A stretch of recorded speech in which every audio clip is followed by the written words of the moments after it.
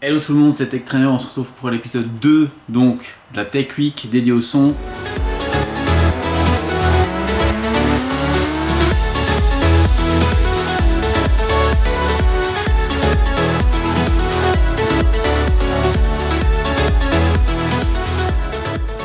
Alors c'est tout simple, on va parler des services de streaming. Alors les différences Deezer, Spotify, Apple Music, Qobuz, etc. Dans les trois, vous avez des abonnements pour les familles, donc vous payez en gros entre 13 à 15 euros pour multiposte, etc. Vous pouvez avoir moins cher, si vous êtes étudiant, vous avez d'autres prix, etc. En gros, c'est à peu près le même principe en termes de prix. Maintenant, pour les applications, je vais vous mettre de côté ici, donc j'ai des captures vidéo, des différentes applications. Alors, si on remarque quelque chose, c'est que le fonctionnement est pas du tout la même. C'est vraiment trois façons de voir la musique différentes. Deezer, je trouve l'application pratique. Un beau catalogue quand même, il faut dire ce qu'il y a. Leur idée de flow, etc., c'est pas mal. Par contre, je trouve l'application totalement moche. Il faut dire ce qu'il y a, j'ai l'impression qu'ils ont fait un virage en termes de design. Parce qu'il faut dire ça aussi. Qui dit service payant, etc. Encore en face, on a du Spotify, on a de l'Apple Music. Faudrait qu'ils se bougent un petit peu. Hein. Et aussi, en termes de qualité de son pur, j'ai pas l'impression que c'est franchement transcendant. Autre point positif, c'est qu'on peut régler bien sûr tout ce qui est equalizer, qualité de son, etc. Ça, c'est une chose. Maintenant, pour Apple Music. Apple Music, je trouve beaucoup plus design. Déjà, je trouve beaucoup plus joli. Problème, c'est qu'en termes de qualité de son, on n'a pas autant de paramètres. Et on a l'intégration de vidéos, des interviews, des parties de concert, etc., etc. Plein de petites choses sympas pour aller plus loin avec l'artiste, vraiment faire plus partie de tout ça.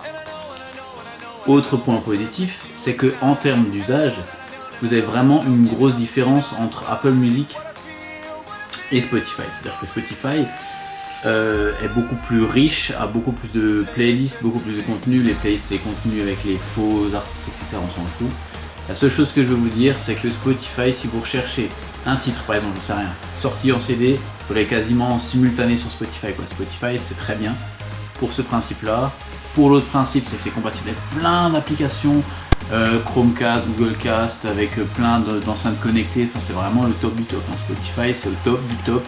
Tout ce qui est connexion, utilisation d'applications, il y a l'application PlayStation.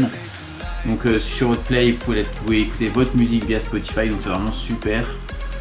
Et le dernier, c'est Qobuz. Alors Qobuz, c'est le même concept. Seulement là, on a différents types d'abonnements, différents prix, etc. Alors Qobuz, faut voir ça d'une autre façon. La qualité de son, c'est le top du top. Il faut qu'il soit au-dessus. Donc, ce qui va se passer, c'est que vous avez des titres qui sont disponibles en qualité MP3, comme les trois cités avant. Mais en plus, vous avez de la qualité CD, vous avez de la qualité high-res jusqu'à 100K, jusqu'en 24 bits, jusqu'à 24 bits à 192 kHz. Donc vraiment le sublime du sublime, le top du top. Maintenant, Qobuz, point positif, qualité de son irréprochable. Alors franchement, vous prenez le même titre, vous le mettez sur Qobuz en qualité CD, vous allez halluciner complètement. Même un Martin Garrix, sans partir sur des gros artistes, des œuvres classiques, etc. Vous avez vraiment une grosse différence. Deuxièmement, problème, l'application mobile que je trouve vraiment pas au point. C'est-à-dire que vous écoutez des musiques et pour des raisons inconnues, vous en peut-être en route. Voilà. Vers la fin, ça a déjà été beaucoup plus réglé, mais là c'est moins le cas.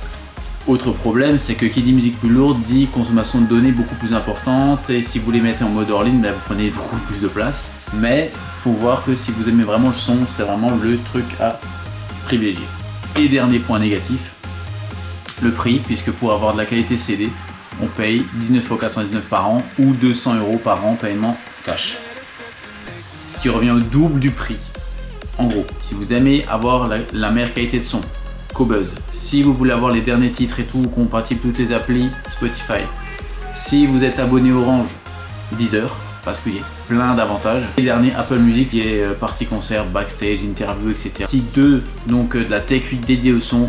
N'oublie pas de t'abonner, lâche un max de pouces bleus, lâche un com pour donner ton avis sur les applis. Sur ce, moi je te dis à demain et n'oubliez pas, vive le son.